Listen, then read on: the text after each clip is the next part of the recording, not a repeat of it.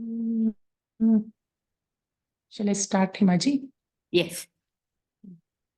Jai Gurudev. Jai Gurudev. Sahana bhavatu, sahano bhunaktu, sahaviryam karavavahai, tejasvinavadhitamastu ma vidvishavahai. Shanti, shanti, shanti.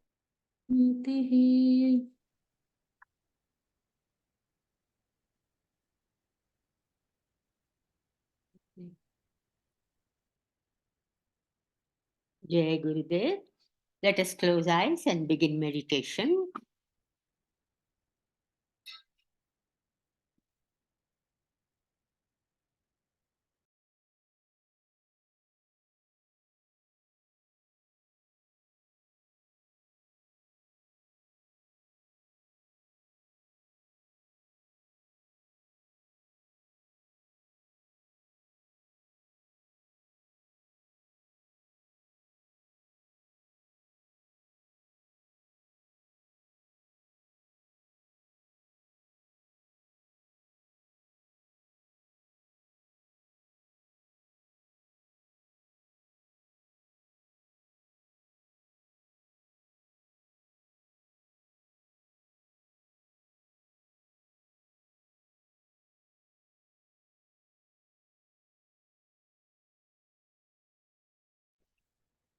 Jai Gurudev.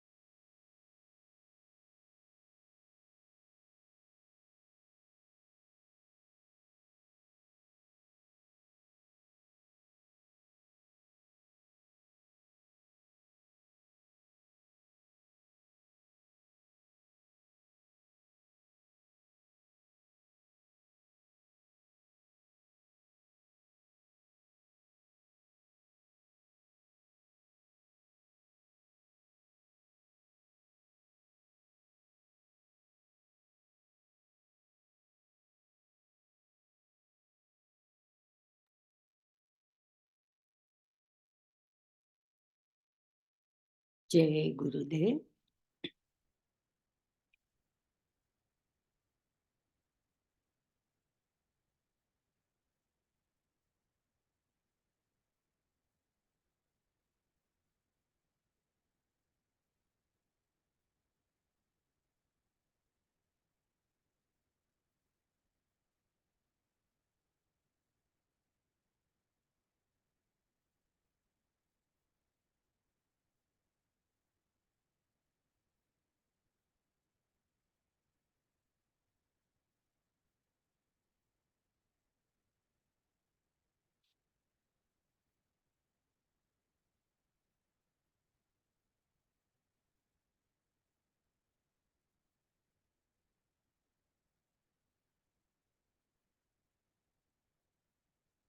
Jai Gurudev.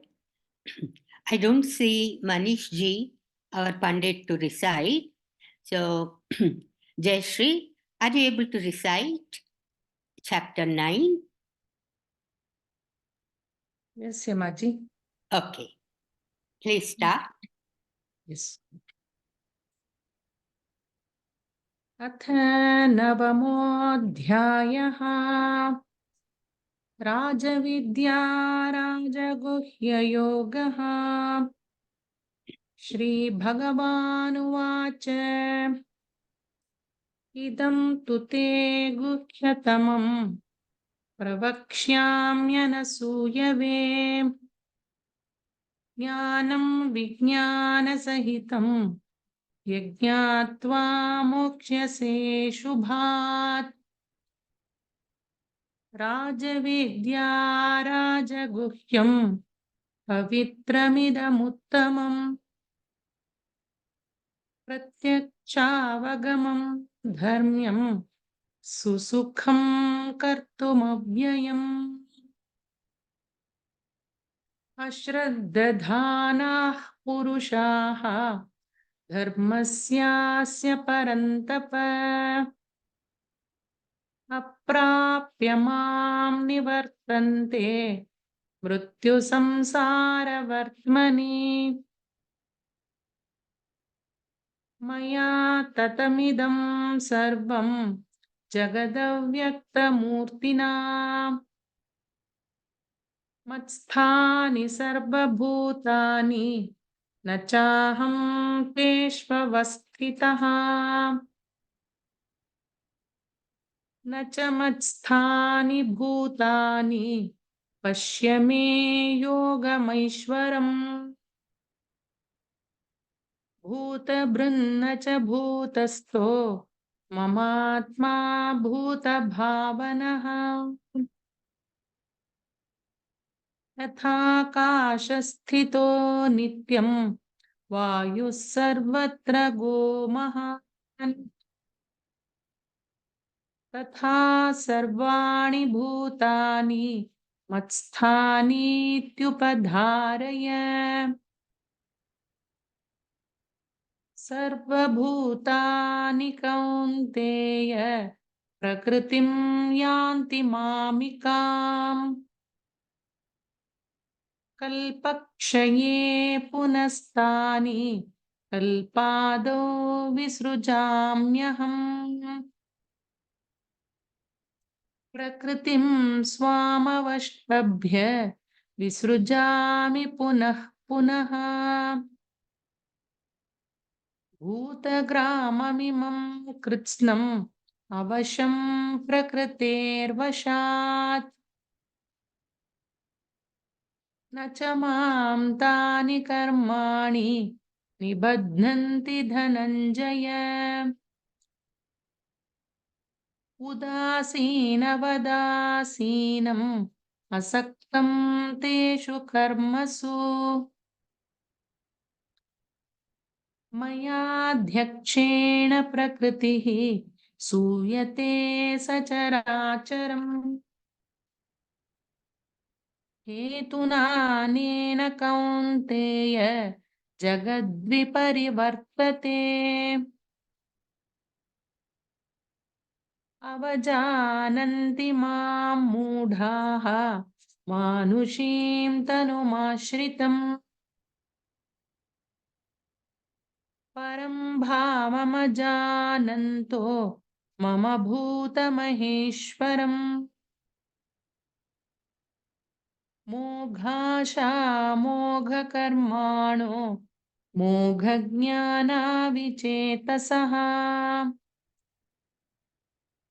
राक्षसीमासुरीं चैव प्रकृतिं मोहिनीं श्रिताः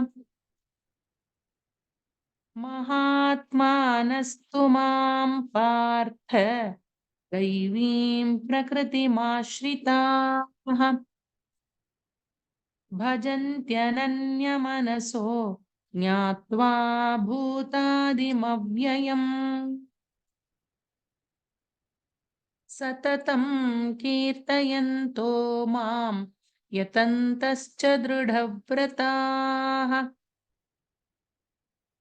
नमस्यन्तश्च मां भक्त्या नित्ययुक्ता उपासते ज्ञानयज्ञेन चाप्यन्ये यजन्तो मामुपासते एकत्वेन पृथक्त्वेन बहुधा विश्वतो मुखम् अहं क्रतुरहं यज्ञः स्वधाहमहमौषधम् मन्त्रोऽहमहमेवाज्यम् अहमग्निरहं हुतम् पिताहमस्य जगतो माता धाता पितामहः वेद्यं पवित्रमोङ्कारः ऋक्सामयजुरेव च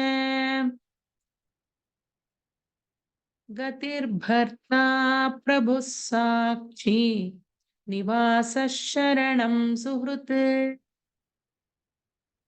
प्रभवः प्रलयः स्थानं निधानं बीजमव्ययम्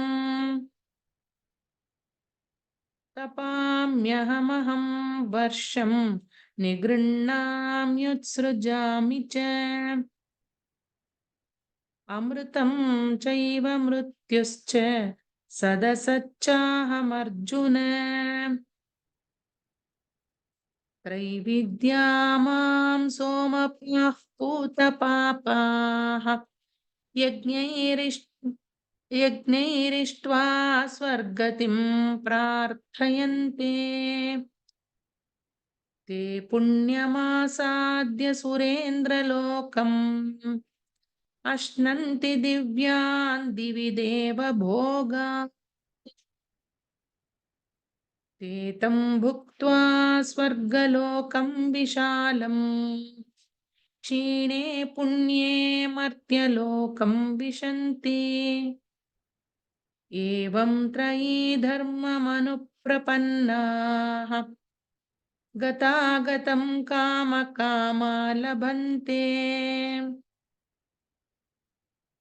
अनन्याश्चिन्तयन्तो मां ये जनाः पर्युपासते तेषां नित्याभियुक्तानां योगक्षेमं वहाम्यहम् येऽप्यन्यदेवता भक्ताः यजन्ते श्रद्धयान्विताः तेऽपि मामेव कौन्तेय यजन्त्यविधिपूर्वकम् अहं हि सर्वयज्ञानां भोक्ता च प्रभुरेव च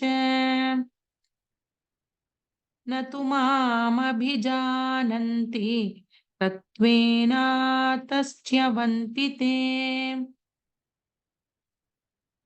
यान्ति देवव्रता देवान् पितॄन् यान्ति पितृव्रताः भूतानि यान्ति भूतेज्याः यान्ति मद्याजिनोऽपि माम्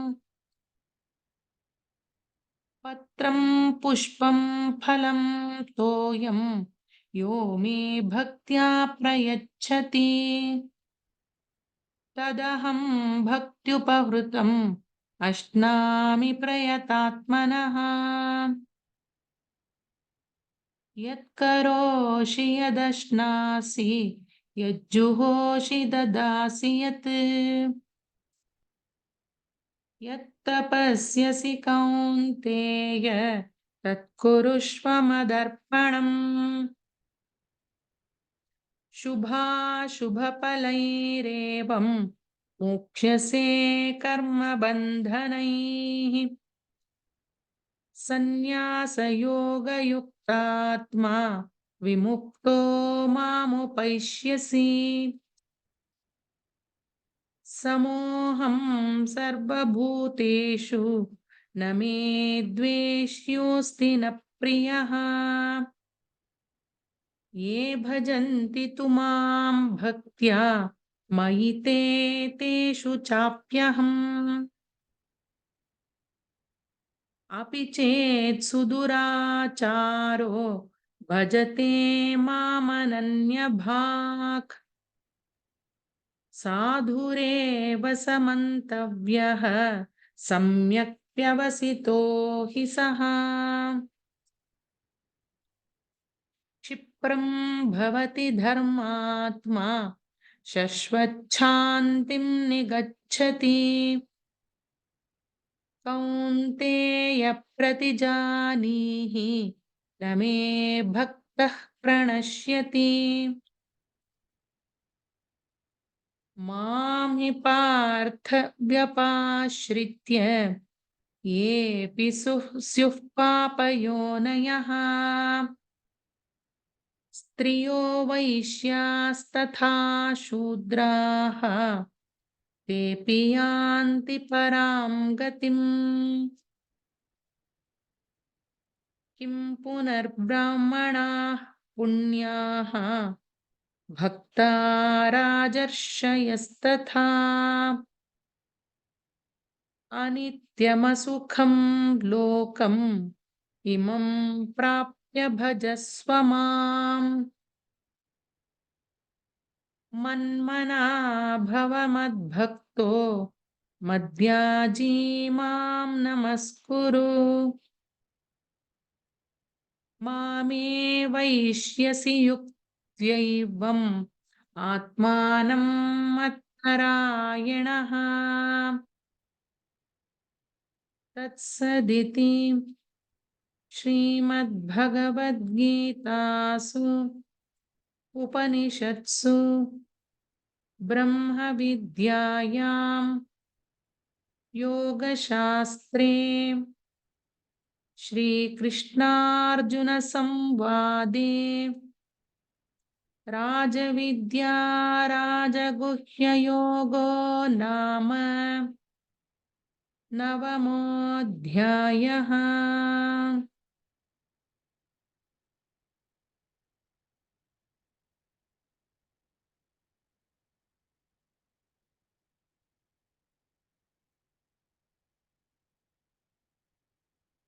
जय गुरुदेव।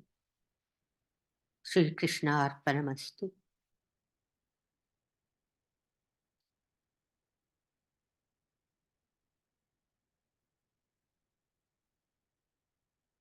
So now I will do mala of the last few shlokas that we have studied of Akshara Parabrahma Yoga. And then we will have the summary of the 9th chapter. But before that, we will be reading the last 4 or 5 shlokas of this chapter, and then we will carry on with the summary. So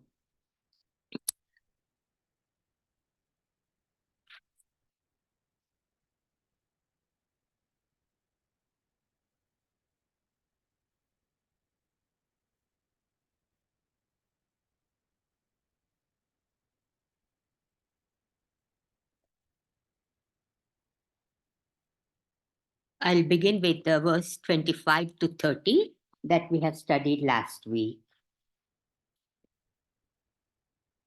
Yanti devavrata devan pitrun yanti pitrvrataha bhutani yanti bhuteja yanti madhyajinopi mam patram pushpam phalam toyam yo me bhaktya prayachati tadaham bhaktyupahritam ashnami prayatatmanaha yat karoshi yadashnasi yajjuhoshi dadasi yat yat tapasyasi kaunteya tat kurushva madarpanam shubha shubha phalairevam mokshase karma bandhanaihi Sanyasa yoga yuktatma vimukto mamupaishyasi samoham sarvabhuteshu na me dveshyosti na priyaha ye bhajanti tumam bhaktya mayite teshu chapyaham Api chet suduracharo bhajate mamananya bhak sadhureva samantavyaha samyag vyavasito hi saha.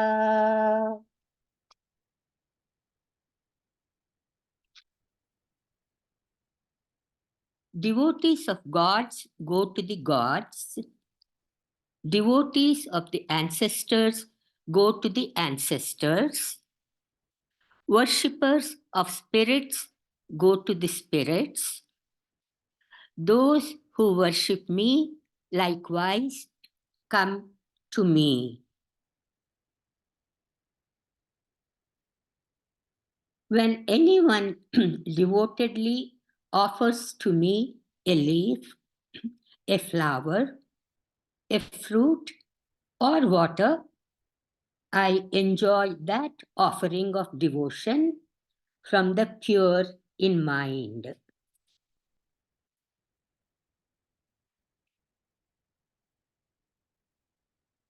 Whatever you do, whatever you eat, whatever you offer as an oblation, whatever you give away, whatever austerity you perform, O son of Kunti, do that as an offering to me. Thus, will you be freed from fruits, both good and evil, from the bonds of action. Yourself established in yoga and renunciation, liberated, you will come to me.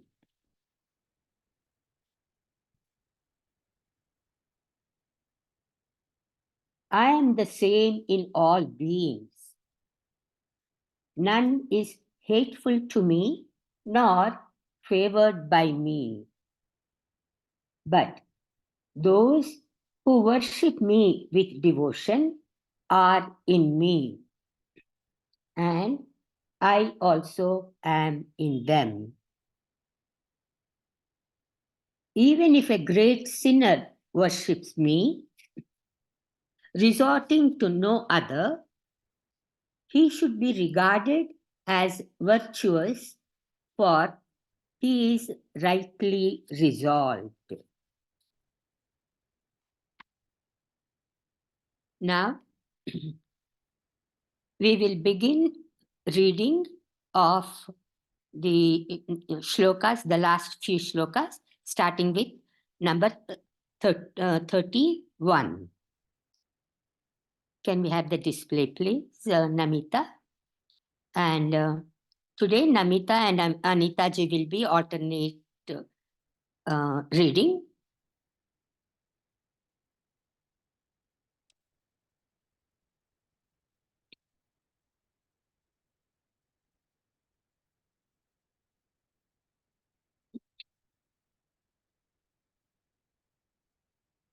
31.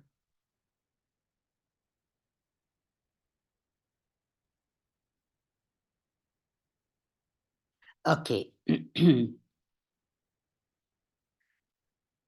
क्षिप्रं भवति धर्मात्मा शश्वच्छान्तिं निगच्छति कौन्तेय प्रतिजानीहि न मे भक्तः प्रणश्यति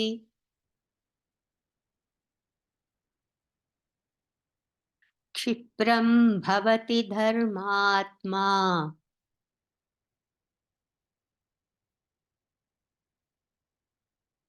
शश्वच्छान्तिं निगच्छति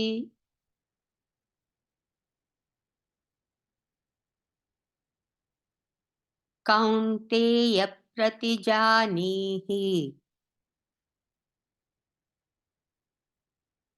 न मे भक्तः प्रणश्यति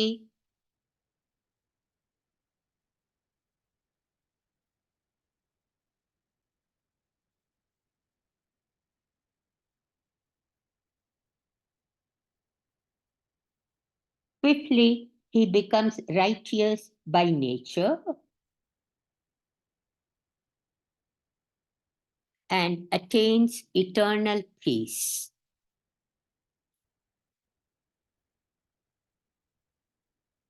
Be well assured, O son of Kunti,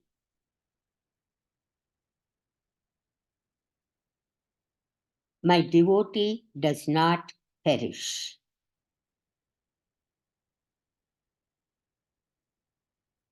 Jai Gurudev.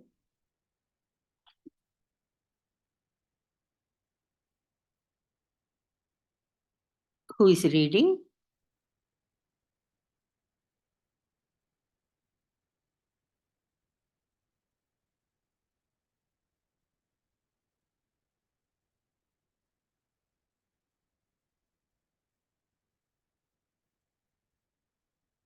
Unmute, please. I Whoever- can, Okay, I can go. read Hemaji. 1 second. Okay.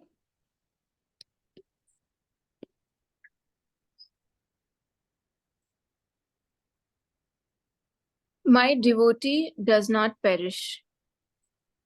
Perish is inconceivable along with eternal life. The Lord is eternal life, absolute being.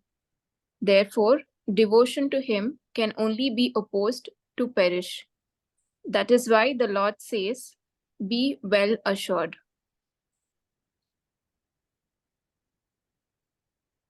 Verse 22. Mam hi partha vyapashritya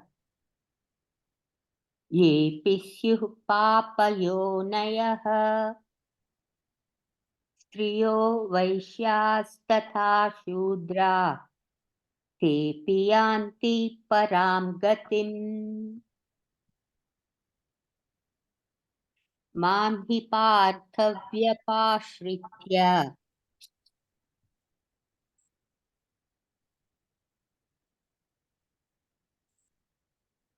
येऽपि स्युः पापयोनयः स्त्रियो वैश्यास्तथा शूद्रा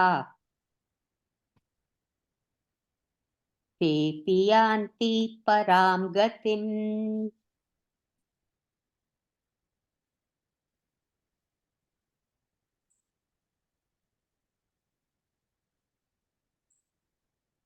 Having found refuge in me, O son of Pritha, those who come from a family that has been violating natural law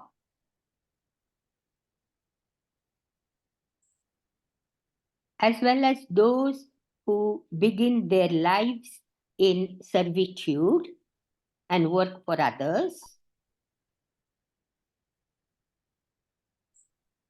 they too reach the transcendent goal.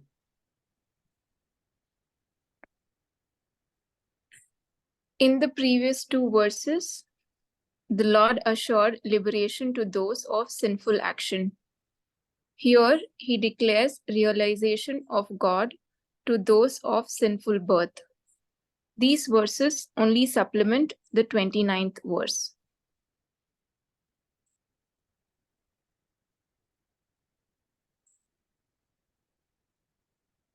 Kim punarbrahmana punya bhakta rajarshyastatha anityamasukham lokam imam prapya bhajasvama.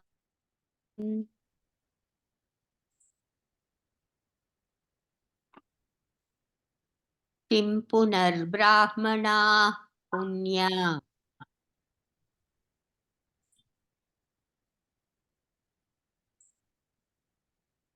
bhakta rajarshyastatha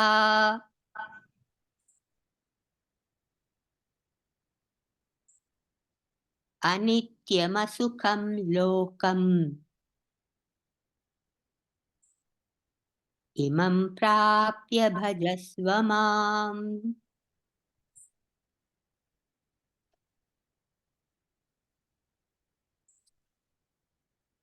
How much more than pious brahmanas and devoted royal sages?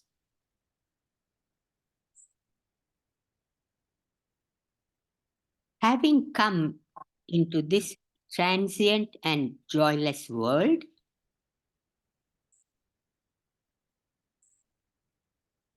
be devoted to me.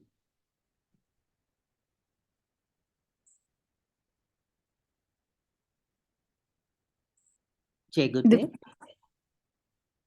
The principle of God's mercy on the sinful, as brought out in the previous verses, naturally raises concern about those who are not sinful. This verse extends the hand of mercy and promises the love of God with greater ease to those pious and born of pure families.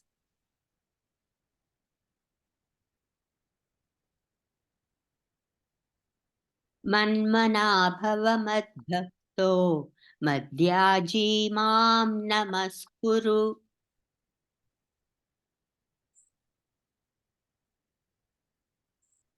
Mame vaishyasi yuktvaivam atmanam matparayanaha. Manmana bhava madbhakto madhyaji mam namaskuru.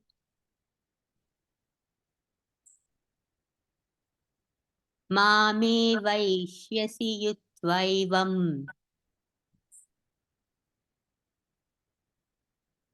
atmanam matparayanaha.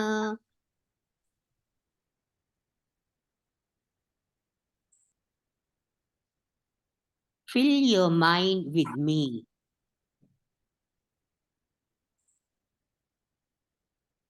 Be my devotee.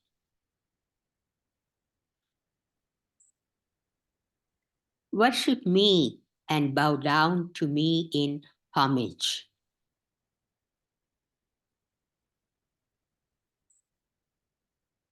Yourself thus steadfast in me,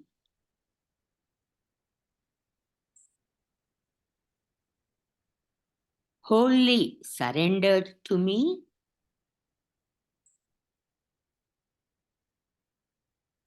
you shall come to me alone.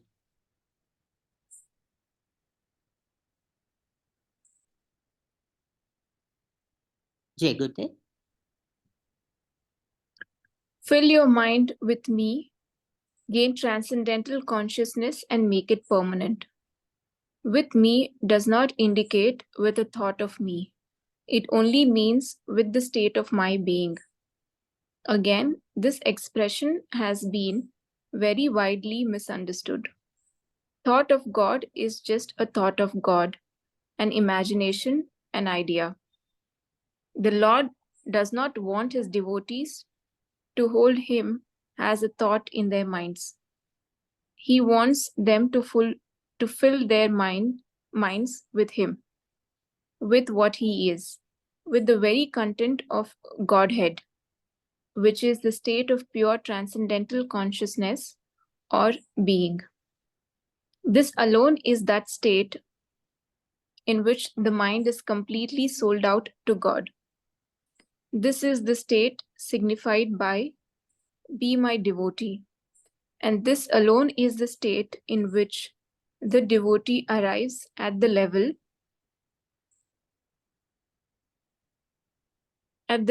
of the Lord's existence. This is that state which represents complete surrender, which is the ultimate of all worship and homage. It is this state in which "worship me and bow down to me in homage" becomes significant. This is that state which is indicated by the words "yourself thus steadfast in me" and "wholly surrendered to me, you shall come to me alone." Okay. So the commentary is quite short in all these 4 verses. And so, and they're pretty straightforward and simple and easy to understand, but still, let's have some discussion. Any questions? It's a great reassurance, when Sri Krishna Bhagavan is saying, Name Bhakta Pranashyati, my devotee never perishes. What a great blessing. So I like that one very much. And the other commentaries we read. Go ahead with any questions, please.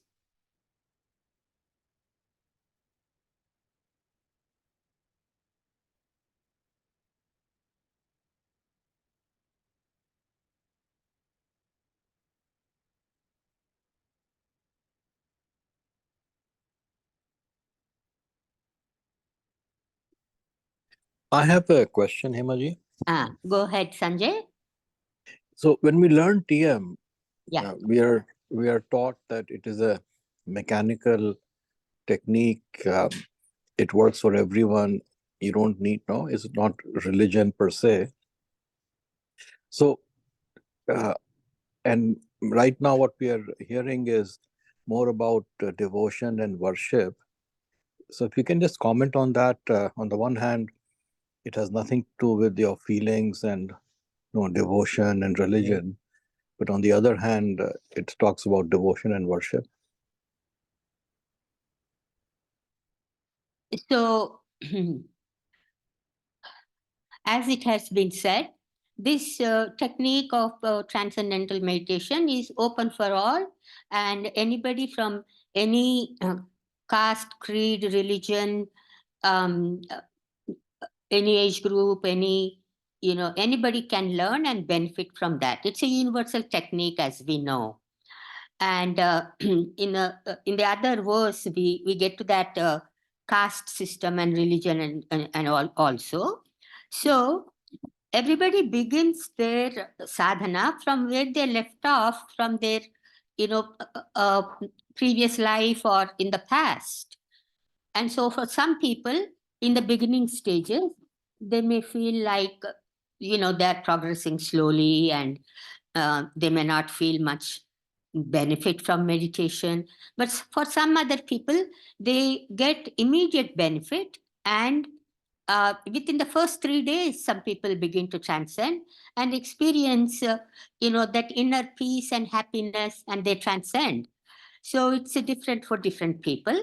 But as we go on with the regular practice of transcendental meditation, one begins to transcend more and more. And then as we rise in higher states of consciousnness, we are rising in the level of consciousness, you are getting closer and closer to cosmic consciousness. Then as the stress and strain is being released, then one begins to experience the softer feelings of devotion. So in the beginning, it may seem like this is a very mechanical technique, and some people do it just for stress management, just to get some relaxation. Of course, it's a good feeling. And then as we go on, that beautiful feeling of devotion develops, and then one begins to flow in the love and devotion for God, for nature, for other people, and just everything looks beautiful.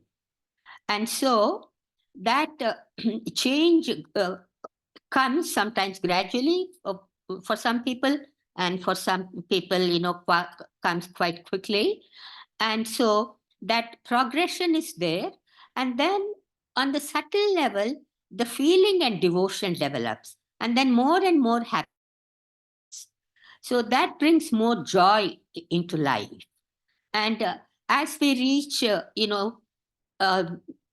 we get closer to cosmic consciousness, and then continue with the sadhana and rise more in consciousness, and then on the path to God consciousness, the feeling level is really, really very great. And it gives a lot of joy and happiness. Does that answer your question, Sanjay? Yes, and I think one related question was when we, Sukshma Sharir is Man, Buddhi, Ahankar. And then we also, in this chapter, we learned about as you grow in consciousness, both the mind and heart are developed. So my question is, where is the heart? Because heart is not explicitly talked about. So is it part of manas? Or, I mean, buddhi is intellect, but where is the growth of heart and where does it map into the Sukshma Sharir? So heart per se is not mentioned. When we talked about karmendriyas and jnanendriyas and tanmatras, ego, ahankar, intellect, and all that. So when we come closer and closer to para-prakriti, the transcendental prakriti, we talked about apara-prakriti and then para-prakriti. So in apara-prakriti, we have all these pancha-mahabhutas, then organs of action, arms, legs, and all that, and then organs of sense perception, eyes, ears, nose, throat, and all that. And then as you come down, when we get to the finest level, that's where the feeling level is. And heart is not specific. That feelings are closer. And there are two versions of it. We talked a little bit about it. In one place we talked about intellect being very close to para-prakriti, and in the appendix of the 6 chapters of Bhagwat Geeta, the ahankar intellect is mentioned as coming closest. So it is near the level of intellect, and then we transcend that finest level, and then we transcend and experience the perfect silence of Purusha. So that feeling level is the closest to para-prakriti. It is, so from Purusha or the transcendental consciousness, then it goes to para-prakriti, where all of the 3 gunas are in balance and they're about to manifest but not manifested. And then manifestation in Prakriti is Ahankar, Man, Buddhi, and all that, like in the Damru diagram. Right. So what you're saying is when you transcend, so you're getting to Para-Prakriti or to Purusha, the transcendental consciousness, that's where the heart value is enlivened. Right. So first we get to the junction point. The junction point is between the manifestation and the unmanifest. That level, just before you transcend, the finest level. So there, para-prakriti is there, and there are 2 sides, 2 areas in para-prakriti. One that is about to manifest, and one is completely transcendent. And so from that level of the junction point, that's where all the feeling is there. Because once you transcend that, you step into that area of Purusha where it is flat. It is no mantra, no thought, no feeling, no nothing. That is why some people joke, trying to understand this tattva, Shiva tattva, they say, Shiva. Shiva is that perfect silence. And Shava in Hindi and Sanskrit and Telugu is a dead body. So they say, without Mother Divine, Shiva is Shava, means like a dead body without motion, without movement, without any feeling, without nothing. There is nothing there. So that, had been explained in Saundarya Lahari, where right in the beginning it says, Shiva Shaktya Yukto. When Shiva is with Shakti, that's when he becomes lively. But Shakti cannot function without Shiva. They both are always together. So one cannot be separated from the other. They're always together. So Purusha value is, for all practical purposes, for us to understand, is flat. And then the next level that comes out from Purusha, in this chapter we have studied, I curve back to myself and create. So Shiva, that energy curving back to himself, that impulse comes from that mass of energy that we call Shiva. And then from there, the manifestation begins. And it is at that junction point, going in and coming out, you experience that Brahmananda, Ananda that is beyond description, that is beyond superlative. That's where you get the extreme levels of happiness. So that feeling level is the closest. And in your Damru diagram, the Purusha or the Shiva is the transcendental consciousness and right above Para Prakriti, right? And then the Shakti is the from Para Prakriti going to manifestation. Right. Mm-hmm. Yeah. And then Brahman would be, the Satchitananda would be the Purusha value, or is it beyond that? So there, when you transcend Para Prakriti, when you go, in the Damaru, on the top are Pancha Mahabhutas, and then you come down in the cone shape. Right below Para Prakriti is Brahman. And sometimes these terms can be confusing. Brahman is Nirgun Nirakar Brahman. So once you step down from Para Prakriti, that is Nirgun Nirakar Brahman. There is no movement, no activity, no impulse there. It is beyond all that. So And when you're coming out from that level of Brahman, so that first impulse comes, and then from there it expands into, it becomes more and more, goes into grosser levels. And then that divinity is brought out into the manifestation. And that's how we get all the benefits of seeing all this divinity in the multiplicity, in all the organs of action, organs of sense perception, everything you speak and you are speaking, seeing, hearing, everything becomes divine. So that's how it works. So first you go in saying, it's not this, it's not this, it's not this. And then you transcend, you experience the divine nature, and then you bring it all out into the activity. So from Aham Brahmasmi, you go to Sarvam Kalvidam Brahma. So you see, the divinity in everything. So that's what this whole chapter is about, bringing out that divinity that you experience when you transcend. And then the whole world looks beautiful. It's like when you're in good mood, everything looks beautiful. Life is beautiful. That's what you say. But if you are in a bad mood, then, everything looks, gloomy. Everything looks bad. You complain about everything and it's not fun. So it's this whole multiplicity is enlivened with that divinity that we experience when we transcend, and then everything looks beautiful.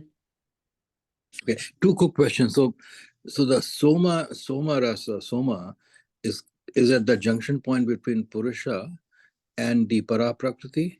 Yeah. So I'm going to cover that in the summary. So we'll be discussing that.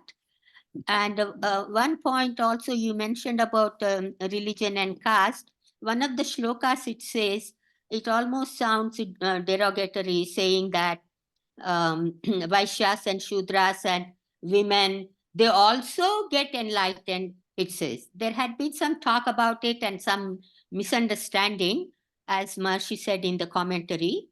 The reason it was said like that was because there are certain gunas. See, when we studied about the gunas in previous chapters, in 4th chapter, we studied about Chaturvarnyam Maya Srishtam, the fourfold category of the Varnas, the caste system. I have created it, says Sri Krishna Bhagavan. And that is based upon the gunas. So, Brahmanas have more sattva, Kshatriyas have some sattva and some rajas, Vaishyas have more rajas and tamas, and Shudras have more tamas and less rajas, and there is no sattva. So the purity quality, the satoguna, is not there. So that's why it takes a little bit longer for them to develop these sattva guna and to rise to higher states of consciousness. So those who have the satoguna, which is represented by the purity, peace, and all those evolutionary qualities, Brahmanas and Kshatriyas have that sattva quality. The sattva quality, because they have, it is easier for them to rise in higher states of consciousness more quickly. But even those who don't have sattva or little sattva, like Vaishyas and Shudras, they can increase sattva and rise in higher states of consciousness. There are many stories in our Upanishads and Puranas where Shudras and Vaishyas have risen to Brahmanhood, and then they become Brahmanas. The gunas are not static. If somebody is born in a family of Shudra or Vaishya, by following Maharishi technologies, with TM and listening to Vedic chanting, they increase sattva and they become enlightened in this life. There is no doubt about that at all. And for women, they have some restrictions in terms of having family responsibility. Their physiology is different, and for physiological reasons, they'll be resting 3 to 4 days in a month. So their sadhana is interrupted. So for that reason, they may not be evolving as fast as the other people. And so that's why it is said, even women get enlightened. That should not be taken as derogatory or putting down women. The reason behind, if they understand, then all these, feminism and fighting for equal rights and all that will not be there.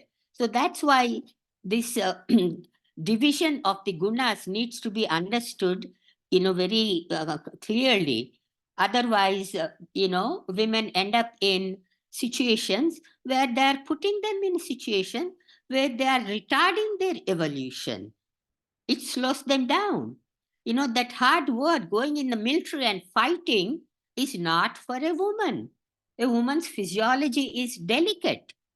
And so this kind of understanding, I think, is important. That's why I brought this point up.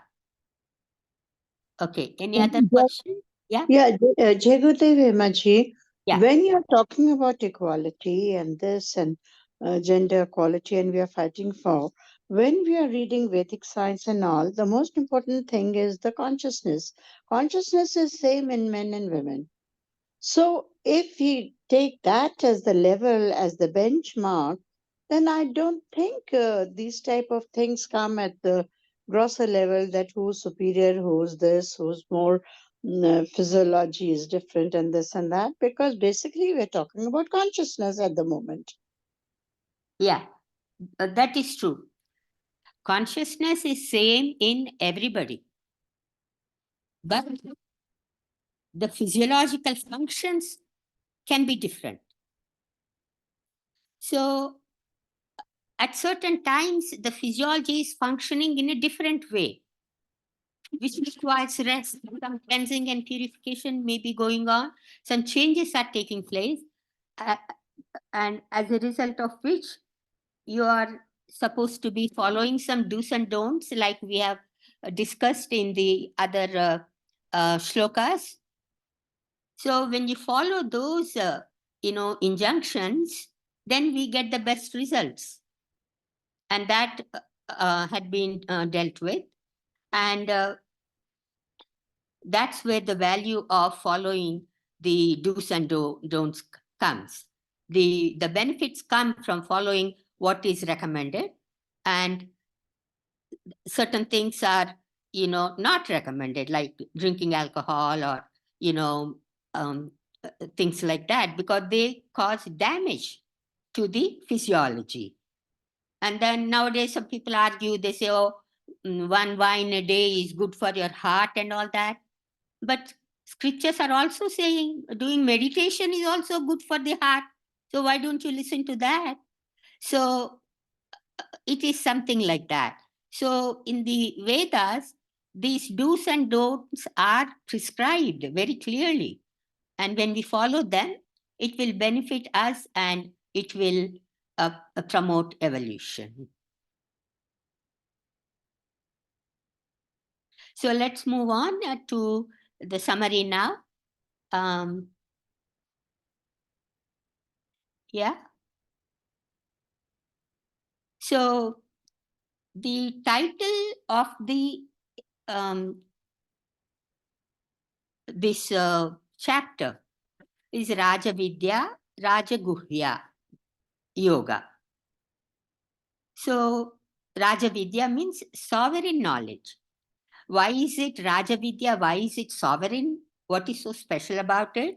Because it is giving us the knowledge of both absolute and relative. That is why it is sovereign, it is royal. When you go to college, you get knowledge of biology, math, physics, chemistry, etc. But you don't get Atma Jnana. So that's only one side of life, only the relative knowledge you are getting.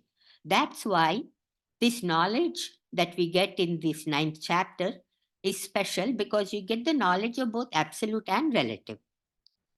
And the title is also telling us that it is a secret. The secret is how one can have the best life on earth and how it can be applied to attain moksha.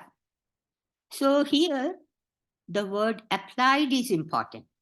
So you are applying something for its practical purposes. So generally, it is not known that the experience of divinity in multiplicity is an essential component of enlightenment.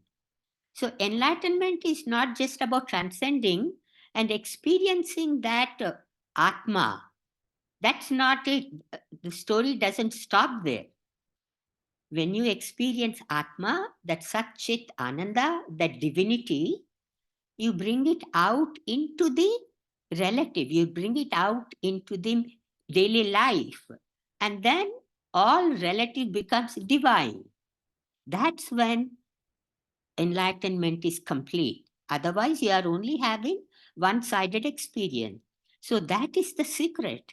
So that's what we are learning in this chapter. And this knowledge is given to those who keep their hearts pure. We just talked about it. And who do not find fault in others. And it frees one from the evil of ignorance. So lack of knowledge that Atma is bliss consciousness is the greatest evil, because this ignorance causes suffering. So the transcendence that we experience in meditation is easily open to direct experience. It's easy because the technique that we use, it uses the natural tendency of the mind to move towards the greater fields of happiness. And it is purifying because it removes the results of actions performed during numberless past lives. And it is also dharmic. One is born for that. And so it becomes a natural and easy technique to reach the transcendence. But only those who have faith will get this knowledge, because it enables them to be devoted to the truth. Now, this brings back the question that Sanjay asked. Now you're saying first it's mechanical, now you're saying you have to have faith in it. What Maharishi said, when he started teaching meditation, he said, you don't have to take my word for it. You do it, and if you experience that peace and happiness and bliss, then you will carry it on. Then you will develop faith in this technique and in the Guru. So first, nobody needs to accept anything with a blind faith saying, oh, so-and-so is telling something and I will get the result like that. Your experience is the one that gives you the faith in the technique and in your teacher. So that faith will be carried on, and it takes you to the higher levels of consciousness. And we talked about faith, quite a bit in the previous chapters and in this chapter also. Then we learn about Sri Krishna Bhagavan's nature. And his nature is, he is all-pervading, like space. And all beings abide in him, but he is not in them. Like we are in this space, and you don't see the space. Space, it's like almost all-pervading. And, we are in that space. It's like that. Bhagavan is all over, all-pervading, and we are all in him, but even though we are all in him, he is untouched by all the beings that are in him. And the glory of the sovereign yoga is that this great unity in multiplicity, and multiplicity in unity is an exhortation of Purnamada, Purnamidam, the two grand fullnesses of life, the fullness of absolute and the fullness of relative. So that's what the Upanishad Vakya, Purnamada, Purnamidam, is brought out in this chapter.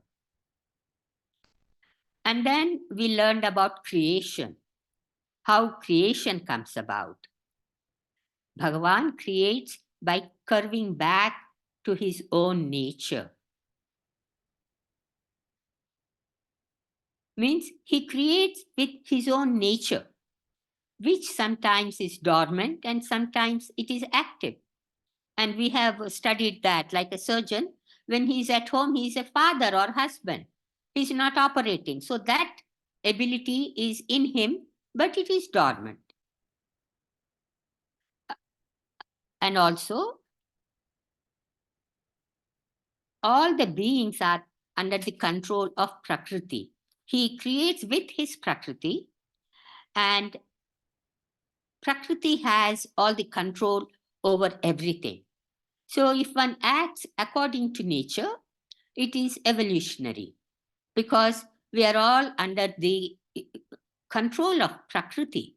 We don't have our free will there. Prakriti controls everything. And if we go along with nature, then it is evolutionary. Then we get nature's support. And if we go against nature, then we suffer because we don't get so much nature support. And it's just like the example I gave in one of the previous session. Like if you swim in the direction of the river that is flowing, you get all the support from the river in that direction because you are swimming in that direction. But if you try to swim opposite direction to the flow of the river, then it becomes really hard. And you have to put in so much effort. And then, it's not easy. We all know that. It's just like that. So along that same line, as we were just discussing, these Vedas, which are concerned about three gunas, that is Prakriti, they give us the do's and don'ts. And when we follow these injunctions, then it will be helpful for us. And then we studied about Mayadhyakshena Prakriti, Suyate Sa Characharam. That is how he creates. He creates both moving and non-moving beings in the entire universe. So there are things that are, rocks and mountains and things like that. All those are coming from Apara Prakriti. That is concerned with the non-moving beings. Apara Prakriti, it has all the three gunas. And then so Apara Prakriti creates the inanimate things.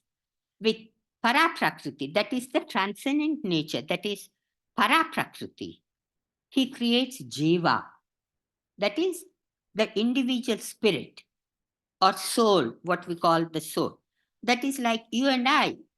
We are the individual Jiva, the spirit, the soul that is within us. But what happens here, he only creates, Krishna Bhagavan, he creates, but he doesn't participate in any of the administration. Just like the president, he passes a bill and he sits. He doesn't implement that. He has people under him who carry on the administration. So it is like that. But yet, what happens? There is another type of creation also. So the two types we have studied. One is for inanimate objects, rocks and stuff that don't move. And then the animate things like you and I, the jiva.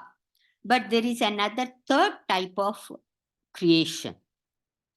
And that is by his transcendent nature. And that is by virtue of the Leela Shakti.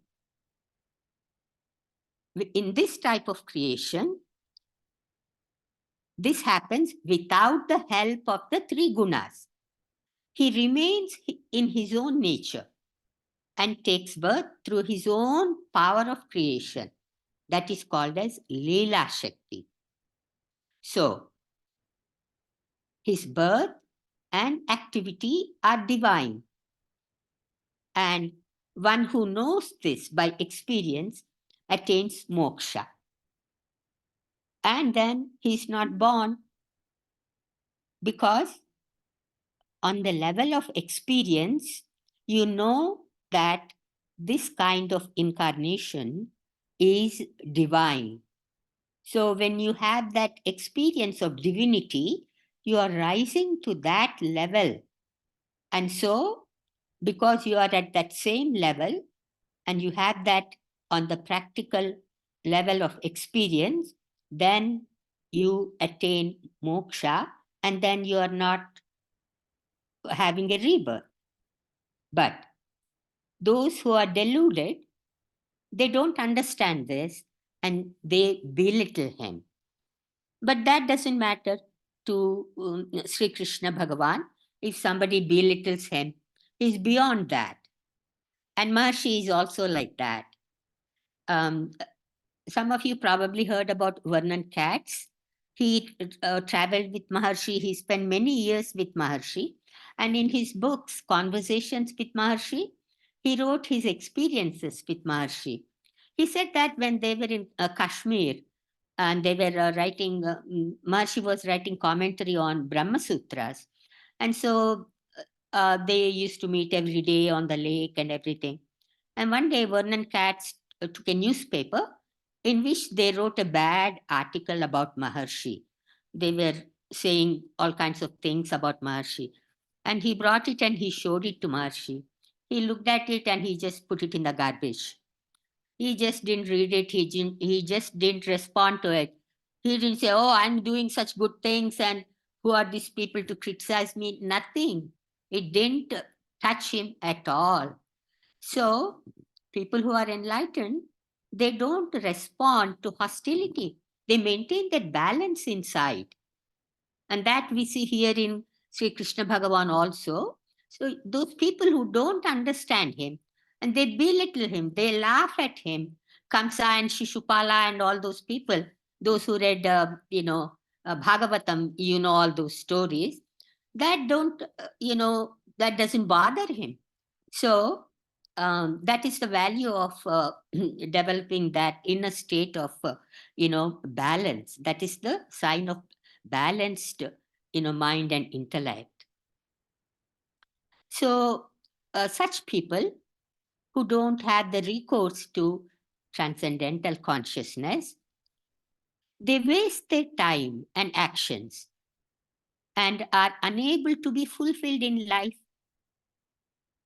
because they are not able to, or they're not interested in experiencing the inner divinity.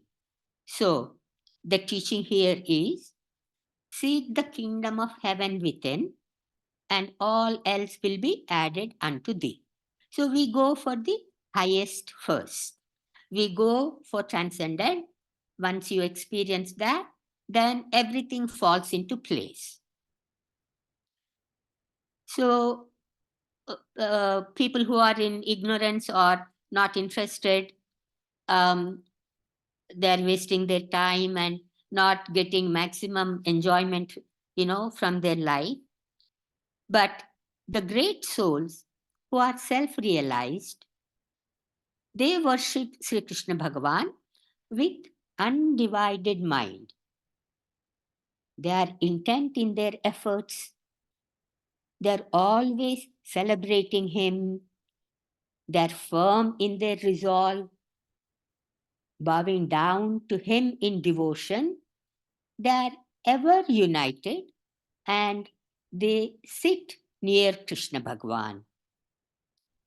So, how do these realized souls, how do they sit near him? They sit near him by the experience of restful alertness. So, by rising to the state of cosmic consciousness, the body is fully restful and the mind is also fully absorbed in God. So, the body is resting and it is divine, and the mind is already absorbed in God. So that's how you sit near him. And that comes from the experience of restful alertness. I'm sure you all heard about this term. We use it a lot in a TM introductory lectures and all that. But this is the real meaning of it.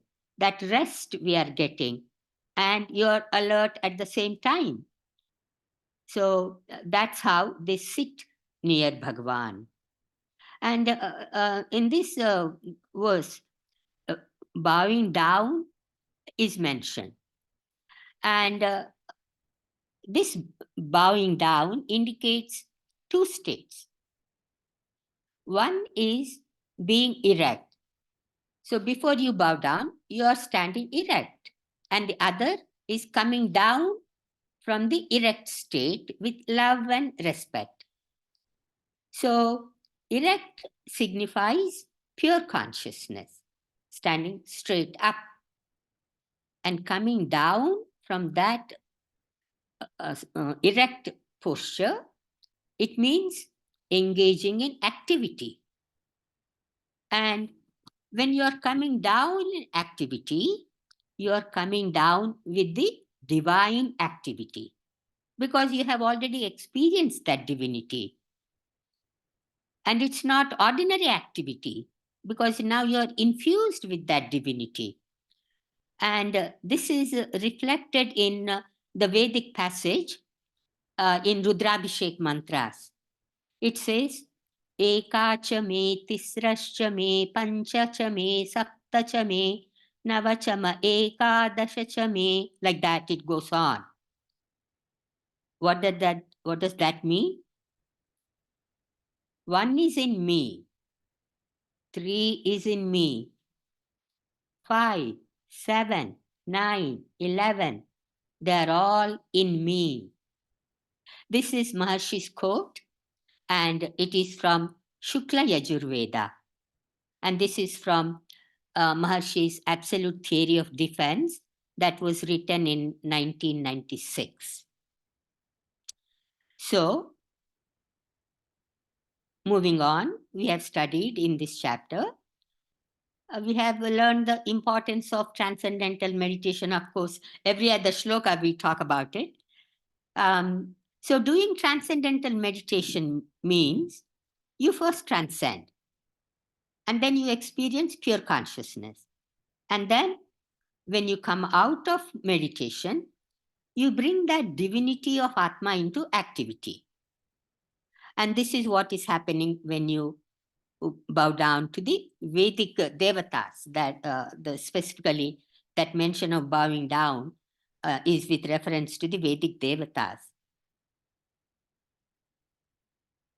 So the most important point to remember here is cosmic consciousness means closeness to God. And we sit near God when you get to cosmic consciousness. How? By experiencing that finest level of awareness. Just like, we talked before, that one step just before transcending. And then when you come out, then you are bringing all that divinity into the activity. And then moving on, we learned about the definition of Jnana Yoga. I'm sorry, Jnana Yagya. Our goal in life is to have knowledge of God. And we accomplish this by Jnana Yagya. Yoga of Jnana, knowledge. By Ekatvena. That means by holding that Bhagavan is one. Eka. Eka means one. Bhagavan is one. And we accomplish this by doing dharana. What is dharana? Most of you are siddhas, we know. We talked about dharana, dhyan, samadhi. These are the last 3 of Patanjali's Ashtanga Yoga. So dharana means you hold on to the mantra and you take it to the deeper levels of awareness. So the instruction is you hold on to the thought, the mantra that's given, and you go deep into samadhi. Then one enters into Sri Krishna Bhagavan's abode by going into samadhi. Samadhi means going beyond the finest level of thought. So once you enter into samadhi, you understand his abode, Sri Krishna Bhagavan's abode. That's where he is. That is by experience. You're having that experience. And because you have entered his abode, you can see him in everything. And you see everything in him. So there is an Upanishad Vakya. It says, Tat Shrutva Tadevanupravishat. Sri Krishna Bhagavan does it. So what does that mean? Tat Shrutva. Having created the universe, he enters into it. That's how he is all-pervading. If he doesn't enter into it, he's just sitting in the absolute. But he creates the entire universe and he enters into it. And when we transcend, and when we experience that transcendence, we are entering into Sri Krishna Bhagavan's abode. And so he is all-pervading, and with him, we become all-pervading. I thought this is really such a beautiful point. So we do the same. And that's how we get to see Sri Krishna Bhagavan in everything, in every grain of creation. So that's how, we have the vision of Sri Krishna Bhagavan in everything we see. Sarvam Kalvidam Brahma. You see Brahman in everything. So, what is the benefit of performing this yoga of knowledge? We have the experience of fulfillment. It's an experience that your consciousness is same as that of Sri Krishna Bhagavan consciousness. That is fulfillment. It is the same consciousness. That is Aham Brahmasmi, I am Brahman. Whatever Brahman consciousness is, whatever consciousness is there in Brahman, I am also made of that same consciousness. That is Aham Brahmasmi. That is full enlightenment. And that is the secret that is revealed in this chapter. Then we learned about Soma. Knowers of the three Vedas, they drink Soma juice.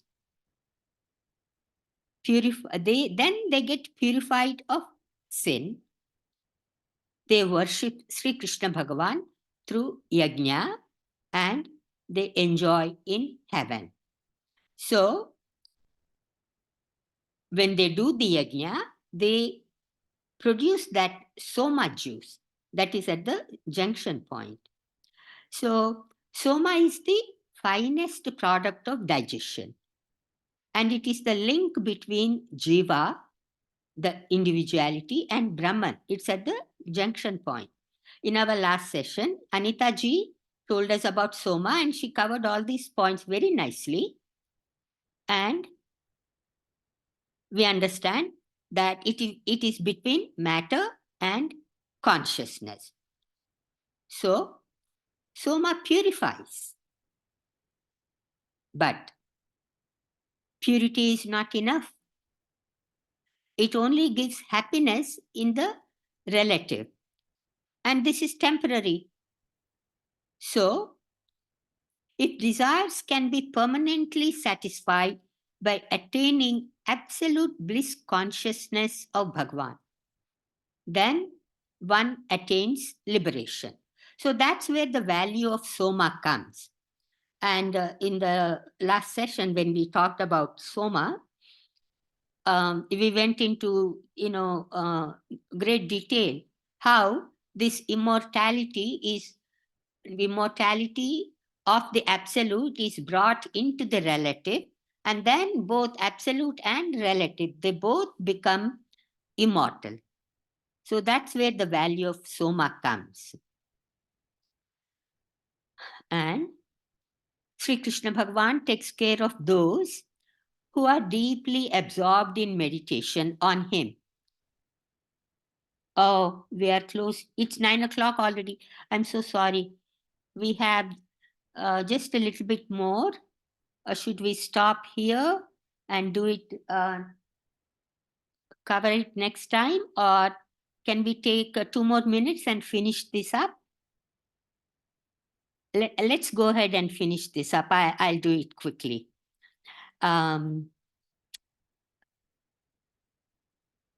Okay. Then we learned about the benefit of conscious offering to Krishna Bhagavan. And whenever you make a conscious offering, then the value of the offering increases.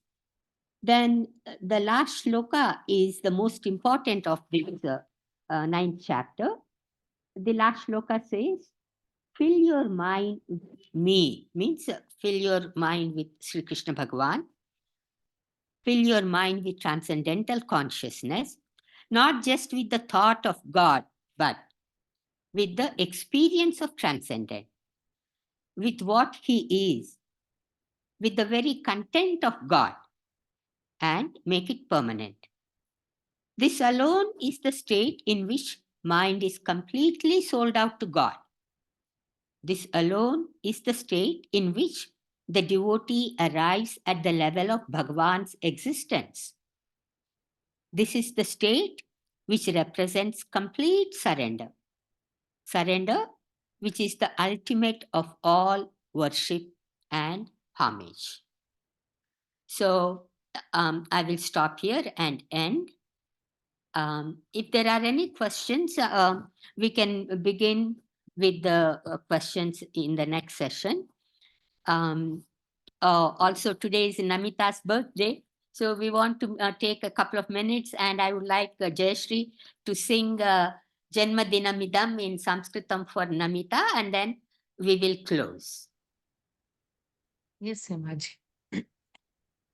Janmadinamidam Ai Priya Sakhe Janmadinamidam Ai Priya Sakhe Shantanotu te Sarvada Mudam Shantanotu te Sarvada Mudam Prarthayamahe Bhavashatayushi Prarthayamahe Bhavashatayushi Ishvara sada Tvam charakshatu Ishvara sada Tvam charakshatu Punyakarmana Kirtimarjaya Punyakarmana Kirtimarjaya Jivanam tava Bhavatu sarthakam Jivanam tava Bhavatu sarthakam Bhavatu sarthakam Bhavatu sarthakam. Thank you, Belated happy Jayashree. returns of the day, Namita. Thank you All of so you can much. come on cameras and let's wish Namita a very happy birthday on behalf of all our group members. Namita, we wish you a very happy birthday. Namita is really very special. Her interest and devotion to Maharishi and Maharishi's knowledge is exceptional. And she's a great asset to our group. We're very happy to have you in the group, Namita. Thank you so much, Himaji, Very, and very thank you, happy Jayashree birthday. ji, for singing. Thank you, everyone. You're welcome. Yeah. Thank you all for joining. So they are writing happy birthday to you in the chat box also. Eman Saleh is writing Meenakshi, Kanaka, Jai good day to all.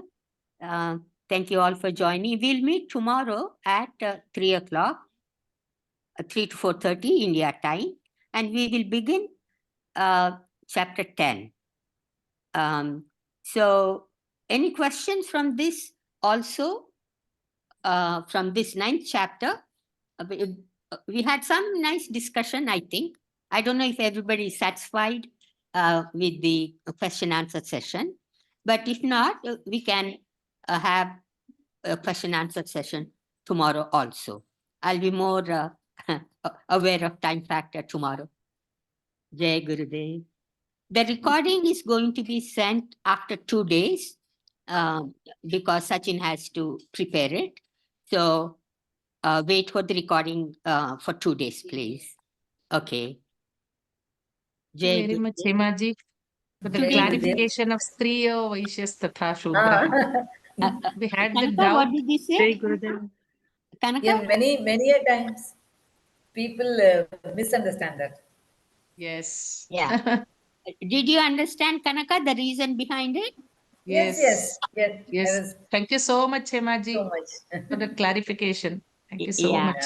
Mhm. Yeah. We had a lot of doubts in that. Yeah. They say why What Sri should be. So we had What's the that, doubt Kanaka? in Striyaha. Striyaha. Three. Why Striya? That you clarified it. Yeah. A Yeah. lot of misunderstandings. And that's why Maharishi mentioned in many places in Gita that how Gita had been misinterpreted.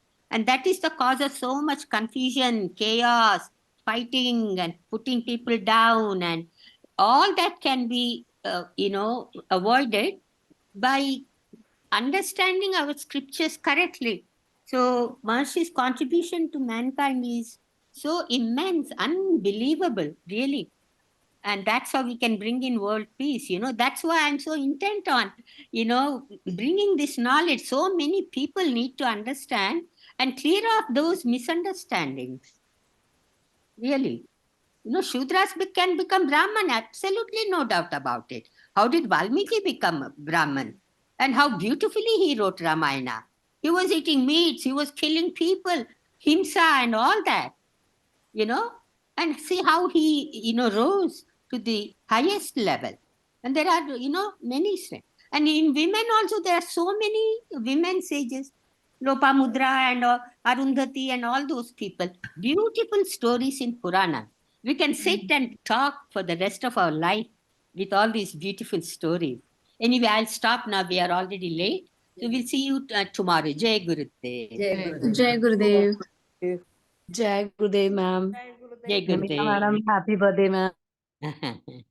Thank you so Thank much. you. Thank you. Jai Gurudev. Namita, please send me the chat box and a screenshot of the chat box and the course participant, please. Thank you. Jai Guru. Screenshot, sorry, Hemaji. Yeah. You want the screenshot of the chat box? Yeah. Can you do that? Yeah, sure. Yeah, please do. Jai Gurudev. And the participants. Yeah. Yeah, I'll do that. Okay. See you tomorrow.